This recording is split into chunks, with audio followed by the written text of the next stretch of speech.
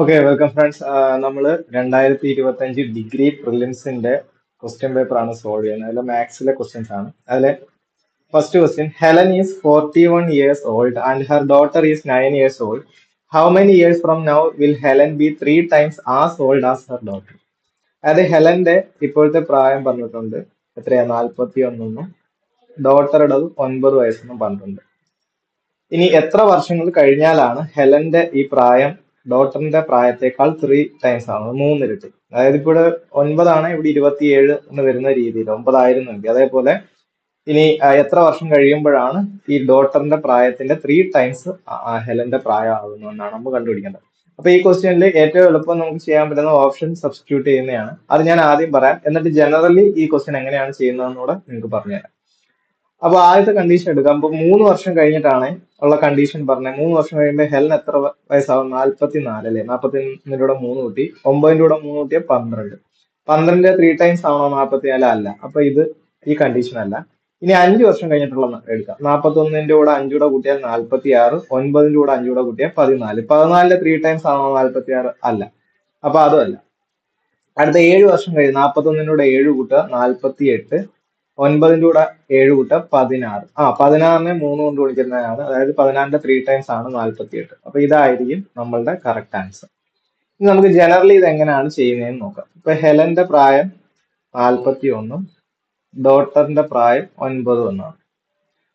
നമുക്ക് എത്ര വർഷം കഴിഞ്ഞിട്ടാണ് 3 times ആകുന്നതെന്നാണ് കണ്ടുപിടിക്കുക. അപ്പൊ നമുക്ക് എത്ര വർഷം കഴിഞ്ഞിട്ടാണെന്നുള്ളതാണ് കണ്ടുപിടിക്കേണ്ടത്. അത് നമുക്ക് അറിയത്തില്ല. അപ്പൊ അറിയാത്തതിനെ നമ്മൾ സാധാരണ എങ്ങനെ എടുക്കുന്നത്? എക്സ് എന്ന് എടുക്കും. അപ്പോ എക്സ് വർഷങ്ങൾ കഴിഞ്ഞാൽ ഹെലൻ എത്ര വയസ്സാവും? 41 പ്ലസ് എക്സ്. ഡോട്ടർക്കോ 9 plus X. ഇപ്പോ ഇവരുടെ രണ്ടുപേരെ പ്രായമുണ്ട്. ഇതിന്റെ റിലേഷൻ എന്താണ്? അതായത് ഹെലന്റെ പ്രായം 3 times ആവും. അത് നമ്മൾ റേഷ്യോയിൽ പറഞ്ഞ 3 times എന്ന് പറഞ്ഞ ഇപ്പൊ ഡോട്ടറിന്റെ പ്രായം 1 അതിന്റെ 3 times 3. ഇതാണ് ഇവർ തമ്മിലുള്ള റേഷ്യോ. റേഷ്യോ എന്ന് പറഞ്ഞു കഴിഞ്ഞാൽ നമുക്ക് ഇതിനെ ഡിവൈഡ് ബൈ ഫോമിൽ എഴുതാം. ഇതേ ഡിവൈഡ് ബൈ ഇത് ഈക്വൽ ടു 3 ഡിവൈഡ് ബൈ 1. അപ്പൊ ഇത് ഹെലന്റെ പ്രായത്തെ ഇൻഡിക്കേറ്റ് ചെയ്യുന്ന 3. അതായത് ഡോട്ടറിന്റെ പ്രായം 1 ആണ്, അതിന്റെ 3 times ആയിരിക്കുന്ന ഹെലന്റെ പ്രായം. മനസ്സിലായല്ലോ? ഇനി നമുക്കിതിനെ ക്രോസ് മൾട്ടിപ്ലൈ ചെയ്യാം. അപ്പോ 41 പ്ലസ് എക്സിനെ 1 കൊണ്ട് മൾട്ടിപ്ലൈ, 9 പ്ലസ് എക്സിനെ 3 കൊണ്ട് മൾട്ടിപ്ലൈ. ഓക്കെ, ഇപ്പൊ നമുക്ക് 41 പ്ലസ് എക്സിനെ 1 കൊണ്ട് മൾട്ടിപ്ലൈ ചെയ്താൽ 41 പ്ലസ് എക്സ് എന്ന് തന്നെയാണ് എഴുതുന്നത്. 9 പ്ലസ് എക്സിനെ 3 കൊണ്ട് മൾട്ടിപ്ലൈ ചെയ്യാൻ 9നെ 3 കൊണ്ട് മൾട്ടിപ്ലൈ 27 പ്ലസ് എക്സിനെ 3 കൊണ്ട് മൾട്ടിപ്ലൈ 3x. അപ്പൊ ഈ അടുത്ത സ്റ്റെപ്പ് എന്താ? എക്സിനെ നമ്മൾ അപ്പുറത്തോട്ട് കൊണ്ടുപോകും, ഈ നമ്പറെ നമ്മൾ ഇപ്പുറം കൊണ്ടുവരും. ഓക്കെ, എക്സ് അപ്പുറം പോകുമ്പോൾ എന്താവും? മൈനസ് ആവും. അപ്പൊ 3x ഓൾറെഡി ഉണ്ട്. അപ്പൊ 3x minus x is equal to 41. 27 ഇപ്പുറം വരുമ്പോൾ എന്താവും? മൈനസ്. അപ്പൊ 41 മൈനസ് 27. 3x എക്സ് കുറച്ച് എത്രയാണ്? 2x ഈസ് ഈക്വൽ ടു 41 27 കുറച്ചാൽ 14 ആണ്. സോ അപ്പൊ എക്സ് എത്ര കിട്ടി? 7 കിട്ടി. 2x 14, X 7. അപ്പൊ അങ്ങനെയാണ് ഇത് കറക്റ്റ് ആയിട്ട് ചെയ്യുന്ന മെത്തേഡ്. ഓക്കെ, അടുത്ത question. In a mathematics examination, the pass percentage was 87.5%. If 7 students failed, how many students appeared for the exam? അപ്പോൾ മാത്സ് എക്സാമില് പാസ് പെർസെന്റേജ് 87%, എന്നിട്ട് 7 കുട്ടികൾ ഫെയിൽ ആയെന്ന് പറഞ്ഞിട്ടുണ്ട്. അപ്പൊ ഈ പെർസെന്റേജ് വൈസ് ക്വസ്റ്റ്യനിൽ നമ്മൾ ടോട്ടൽ ആൾക്കാരുടെ എണ്ണം 100% എന്നുള്ളത്. അപ്പൊ ടോട്ടൽ സ്റ്റുഡൻസ് എക്സാമിന് അപ്പിയർ ചെയ്തത് 100%. അതിലാണ് 87.5% എന്തായത്? പാസ്സായത്. ഓക്കെ, ഇത് പാസ്സായത്. അങ്ങനെയാണ് പറഞ്ഞത്. 100ല് 87.5 പാസ്സായെങ്കിൽ ബാക്കി എത്ര വരുന്നത്? 100ന് 87.5 കുറച്ചാൽ കിട്ടുന്നത് 12.5% ഫെയിൽ ആയവരായിരിക്കും. ഇത് പെർസെന്റേജിന്റെ കണക്കാണ്. ഇതിന് ഇക്വലന്റ് ആയിട്ടുള്ള നമ്പർ വന്നിട്ടുണ്ട്. എത്ര? 7 പേരാണ് ഫെയിൽ ആയത്. 12.5% 7എങ്കിൽ 100% എത്രയാണെന്ന് കണ്ടുപിടിച്ചാൽ പോലെ. നിങ്ങൾക്ക് പോയിന്റ് വരുമ്പോൾ ഡൗട്ട് ഉണ്ടെങ്കിൽ ഞാൻ ഒരു വഴി പറഞ്ഞുതരാം. 12.5% ഡബിൾ എടുക്കും. അപ്പൊ ഇവിടെയും ഡബിൾ എടുക്കണം, രണ്ടിടത്തും ഒരേപോലെ. 12 ഡബിൾ 25%. ഇവിടുത്തെ ഡബിൾ എത്ര? 14 കിട്ടും. ഇനി 25% 4 കൊണ്ട് ഗുണിച്ചാൽ 100 ആവുമല്ലോ. അപ്പൊ ഇവിടെയും ഞാൻ 4 കൊണ്ട് ഗുണിക്കുന്നു, ഇവിടെയും 4 കൊണ്ട് ഗുണിക്കുന്നു. അപ്പൊ ഇവിടെ 100%. 100%ത്തിന് ഇക്വലന്റ് ആയിട്ട് എത്ര? 14 ഗുണം 4 എത്രയാണ്? 56. സോ 56 ആയിരിക്കും നമ്മളുടെ correct answer. Okay, next question. A group of 5 men or 12 women can complete a particular task in 78 days. How long will it take for 5 men and 12 women working together to finish the same task? അപ്പൊ 5 men, 5 ആണുങ്ങള് ഒരു ജോലി 78 ദിവസം കൊണ്ട് ചെയ്യും. ഇനി or അല്ലെങ്കിൽ ഒന്നെങ്കിൽ 5 men, അതല്ലെങ്കിൽ 12 women, അവരും 78 ദിവസം കൊണ്ട് ചെയ്യും. അപ്പൊ 5 men 78 ദിവസം കൊണ്ട് ചെയ്യും, അല്ലെങ്കിൽ 12 women. ഇനി ഇവർ ഒരുമിച്ച് ചെയ്യുവാണെങ്കിൽ, അതായത് ഇവർ രണ്ടുപേരും ഒരുമിച്ച് ചെയ്യുവാണെങ്കിൽ എത്ര ദിവസമായിരിക്കും? സിമ്പിൾ ആയിട്ട് പറ. ഇവര് 78 ദിവസം കൊണ്ട്, ഇവര് 78 ദിവസം കൊണ്ട്, ഇവർ രണ്ടുകൂടെ ഒരുമിച്ച് ചെയ്താൽ എന്താ? 78ന്റെ പകുതി ദിവസം പോലെ, അതായത് 39. 78ന്റെ പകുതി എത്രയാണ്? 39 ദിവസം. ഇത്രയേ ഉള്ളൂ, സിമ്പിൾ ആണ്. The fifth term and the eighth term of a geometric progression are 27, 729 respectively. What is the 11th term? അപ്പോൾ geometric progression എന്താണെന്ന് അറിയാമോ? ഞാനൊരു എക്സാമ്പിൾ പറയാം. ഇപ്പോ ഒരു സീക്വൻസ് ആണ്. നമ്മൾ അരിത്തമാറ്റിക് പ്രോഗ്രഷൻ പഠിച്ചാണെങ്കിൽ ഒരു പ്രോഗ്രഷൻ ആണ്. അതിൽ പ്രത്യേകത അരിത്തമാറ്റിക് പ്രോഗ്രഷനിൽ ഒരു നമ്പർ ആഡ് ചെയ്തെന്നല്ല, സബ്ട്രാക്ട് ചെയ്യുമ്പോൾ ഒരു നമ്പർ തന്നെ ആയിരിക്കും ആഡ് ചെയ്തോ സബ്ട്രാക്ട് ചെയ്തോ തോന്നുന്നത്. ഇവിടെ പക്ഷെ എന്താണ്? മൾട്ടിപ്ലൈ ചെയ്താണ്. ഇപ്പോൾ മൾട്ടിപ്ലൈ ചെയ്തെന്ന് പറഞ്ഞാൽ ഇപ്പൊ ഞാൻ 2 ആണ് ആദ്യത്തെ ടൈം, 2നെ 2 കൊണ്ട് ഗുണിച്ചാൽ 4, ആ 4നെ 2 കൊണ്ട് ഗുണിച്ചാൽ 8, 8നെ 2 കൊണ്ട് ഗുണിച്ചാൽ 16, 16നെ 2 കൊണ്ട് ഗുണിച്ചാൽ 32.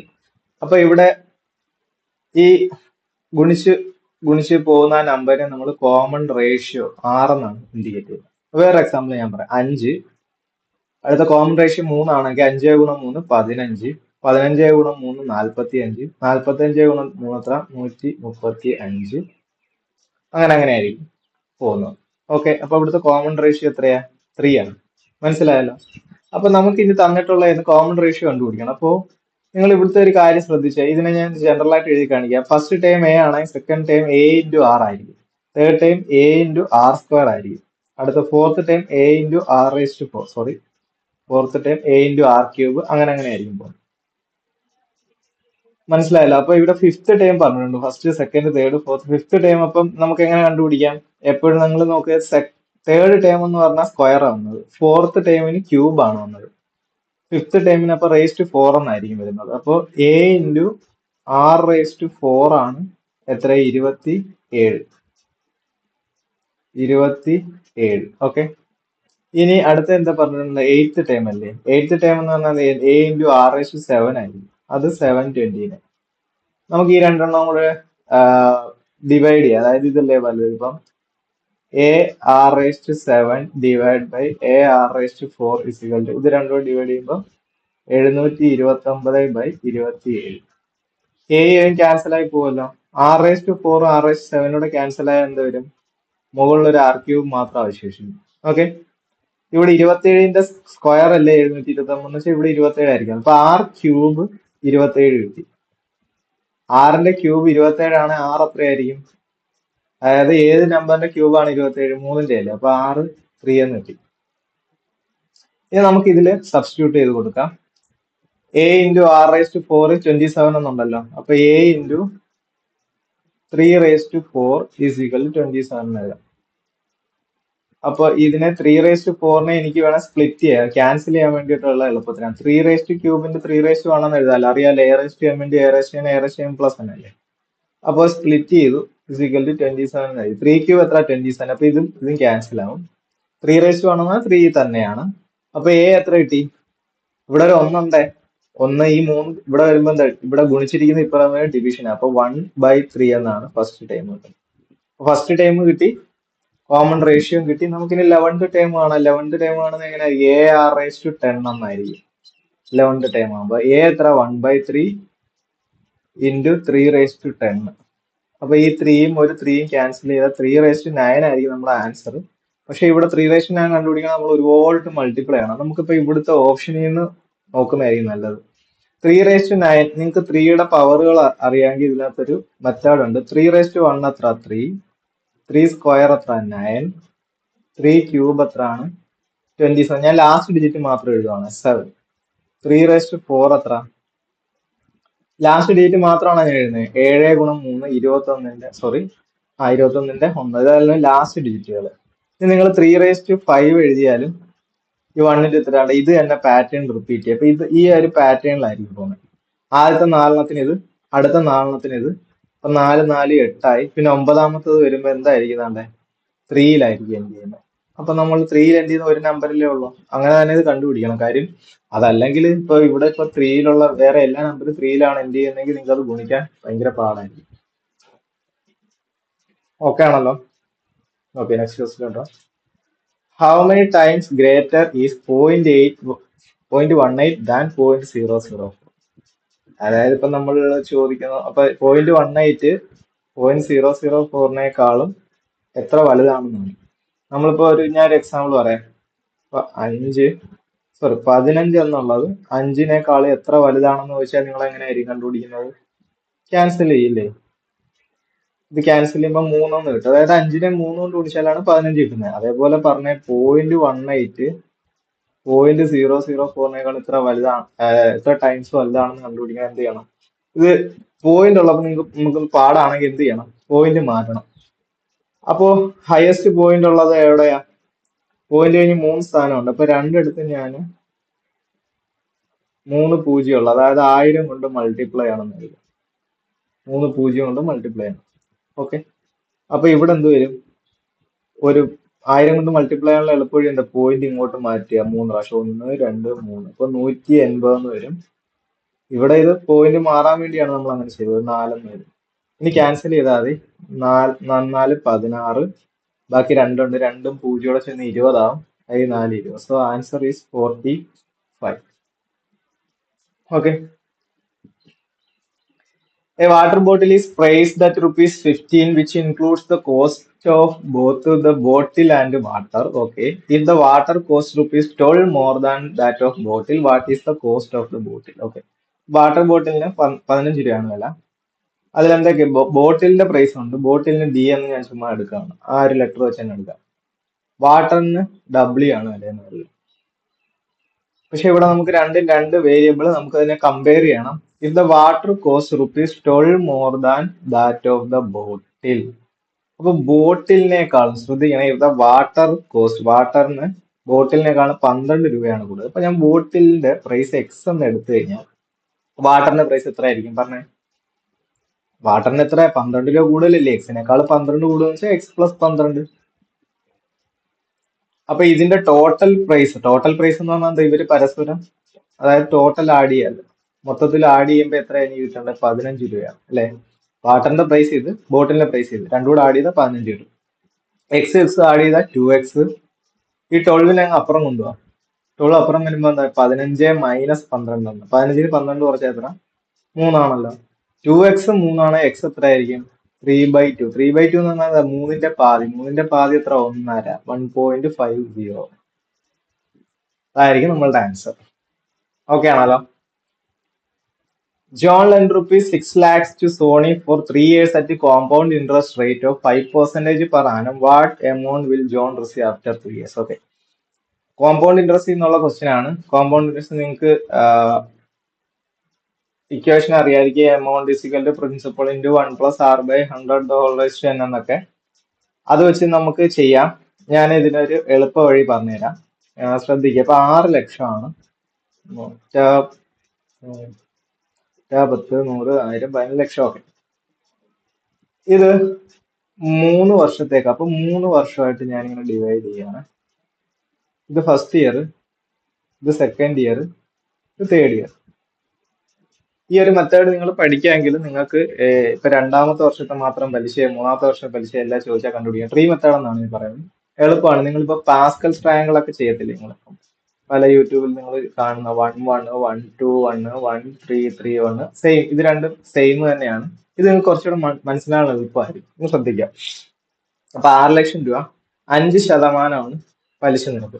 അപ്പം ആദ്യത്തെ വർഷം 6 ലക്ഷത്തിന്റെ 5% എങ്ങനെ കണ്ടുപിടിക്കുക? എളുപ്പം എന്താ? ശതമാനം, അതായത് 5%. പെർസെന്റേജ് എന്ന് പറഞ്ഞാൽ എന്താ? ബൈ 100 അപ്പൊ താഴെ 2 0 ഉണ്ട്. അപ്പൊ 2 0 കട്ട് ചെയ്ത് തന്നായിട്ട് ഓർക്കണം, പെട്ടെന്ന് കണ്ടുപിടിക്കാൻ. പിന്നെ ഇത്ര ഉണ്ട്? 6000. 6000-ത്തെ 5 കൊണ്ട് ഗുണിച്ചാ എത്രയാ? 30,000 ആണല്ലോ. ഇത് കറക്റ്റ്. ഇതിപ്പോ സിമ്പിൾ ഇൻട്രസ്റ്റിലായിരുന്നെങ്കിൽ ഈ എല്ലാ വർഷവും 30,000 കറക്റ്റ് കിട്ടത്തില്ല. ഇതാണ് സിമ്പിൾ ഇൻട്രസ്റ്റിന്റെ കോൺസെപ്റ്റ്. ഞാൻ ആദ്യം സിമ്പിൾ ഇൻട്രസ്റ്റ് വെച്ചൊന്ന് പറഞ്ഞുതരാം അല്ലേ? സിമ്പിൾ ഇൻട്രസ്റ്റ് ആണ് എല്ലാ വർഷവും ഒരേ പലിശയാണ്. ഇനി കോമ്പൗണ്ട് ഇൻട്രസ്റ്റ് എന്ന് പറഞ്ഞാൽ കൂട്ടുപലിശയുടെ പ്രത്യേകത എന്താ പറയാ? കൂട്ടുപലിശയിൽ നമുക്ക് ഓരോ വർഷവും അതിന് മുമ്പത്തെ വർഷത്തെക്കാളും മുമ്പത്തെ വർഷത്തെയുള്ള പലിശകളുടെ എല്ലാം പലിശ കിട്ടും. അതായത് രണ്ടാമത്തെ വർഷം എനിക്ക് ഇത് മാത്രമല്ല കിട്ടുന്നത്, അതിന് മുമ്പത്തെ വർഷം കിട്ടിയ 30,000 ഉണ്ടല്ലോ, അതിന്റെ 5% പലിശ കൂടെ കിട്ടും. 30,000 5% കിട്ടിയ എളുപ്പവഴി പറഞ്ഞേ, 2 0 കട്ട് ചെയ്യുന്നു, 300നെ 5 കൊണ്ട് ഗുണിക്കുന്നു, എത്രയാ? 3 5 15 1500. അപ്പൊ രണ്ടാമത്തെ വർഷം എനിക്ക് ഈ പലിശയും കൂടെ കിട്ടും. അപ്പൊ ടോട്ടൽ 2 വർഷം കഴിഞ്ഞുള്ള പലിശ ഇത് മൊത്തം കൂട്ടുന്നതായിരിക്കും. രണ്ടാമത്തെ വർഷത്തെ മാത്രം ചോദിച്ചാൽ ഇത് ഈ രണ്ടാമത്തെ റോയിലുള്ള മാത്രം കൂട്ടിയാൽ മതി. ഇനി മൂന്നാമത്തെ വർഷമായി. അപ്പൊ പറഞ്ഞേ 30,000 ഓൾറെഡി എനിക്ക് കിട്ടും. ഇനി അതിന് മുമ്പുള്ള വർഷത്തെ പലിശകളുടെ എല്ലാം പലിശ എനിക്ക് കിട്ടും. അതിന് മുമ്പത്തെ വർഷത്തെ എത്ര?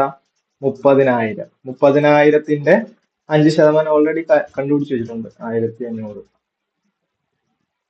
ഓക്കെ, ഈ 30,000ത്തിന്റെ 5% കിട്ടും, അതും 1500. ഓക്കെ, ഈ 1500ന്റെ 5%, 1500ന്റെ 5% അവിടെയും 2 പൂജ്യങ്ങൾ ക്യാൻസൽ ചെയ്യുക, 15 ഗുണം 5 75. ഇനി ഇത്രയായിട്ട് ഇനി മൊത്തം ഇരുന്ന് ആഡ് ചെയ്യണോ? ഈ സംഖ്യ ഇതെല്ലാം കൂടെ കൂട്ടുന്നതായിരിക്കും പലിശ മാത്രം. നിങ്ങൾക്ക് പലിശ മാത്രം, കോമ്പൗണ്ട് ഇൻട്രസ്റ്റ് മാത്രം കണ്ടുപിടിക്കണം. ഈ നമ്പറുകളെല്ലാം ആഡ് ചെയ്താൽ മതി. ഇനി നമുക്ക് ചോദിച്ചിരിക്കുന്നത് എന്ത്? എമൗണ്ട് മൊത്തത്തിൽ എത്ര ആവുന്നു. അപ്പൊ 6 ലക്ഷത്തിന്റെ കൂടെ ആയിരിക്കും ഇത് കൂട്ടേണ്ടത്.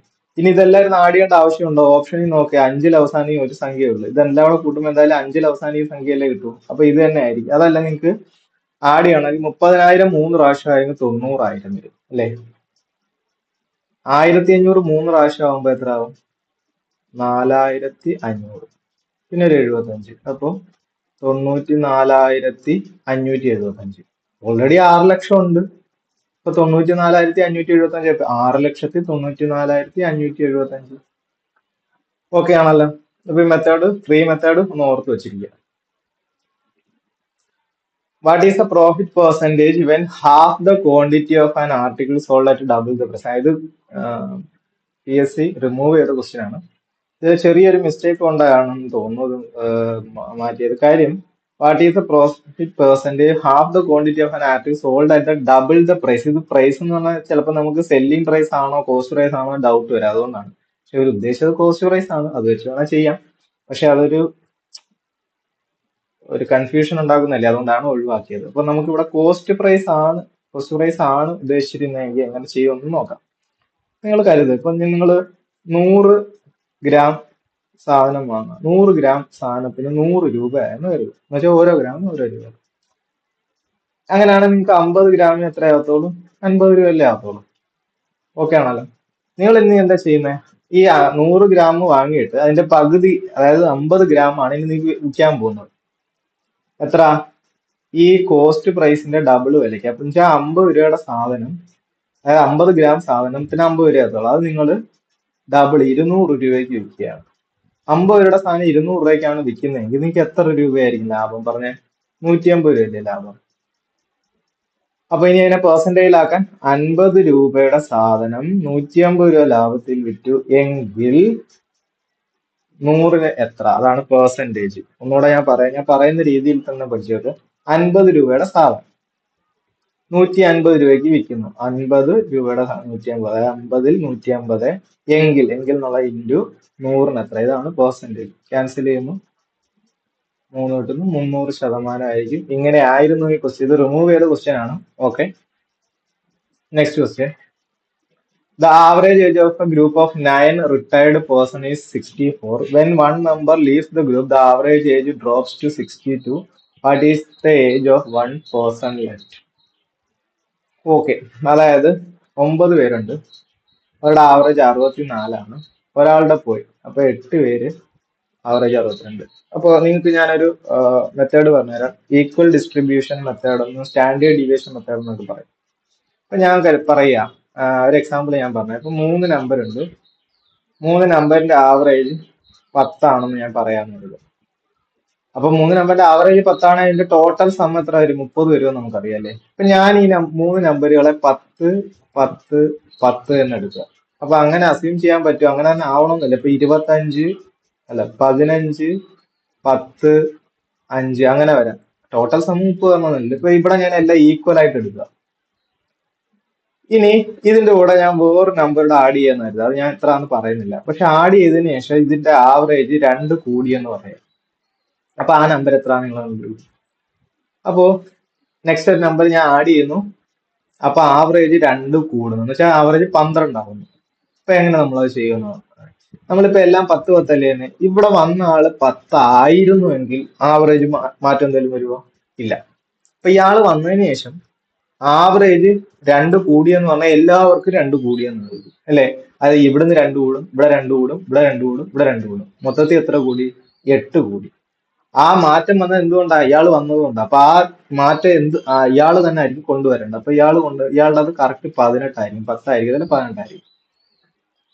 ഓക്കെ. ഇനി ഇതേപോലെ തന്നെ ഒരാൾ റിമൂവ് ആവുന്നതാണ് കേസാണ്. ഇവിടെ ഇപ്പം 9 പേരുണ്ട്. ഞാൻ എല്ലാവർക്കും ഇങ്ങനെ 64 64 64 എല്ലാവർക്കും 64, 9 പേർക്ക് 64 ഞാൻ അസ്യൂം ചെയ്യാം. ഇനി ഒരാൾ പോയി. ഇപ്പൊ കരുതുക ഈ പോയ ആൾക്ക് 64 ആയിരുന്നുവെങ്കിലോ ആവറേജ് എന്തെങ്കിലും മാറത്തില്ല. ഇനി പോയതിന് ശേഷം ആവറേജ് കുറയണമെങ്കിൽ ഇയാൾ എന്ത് ചെയ്യണം?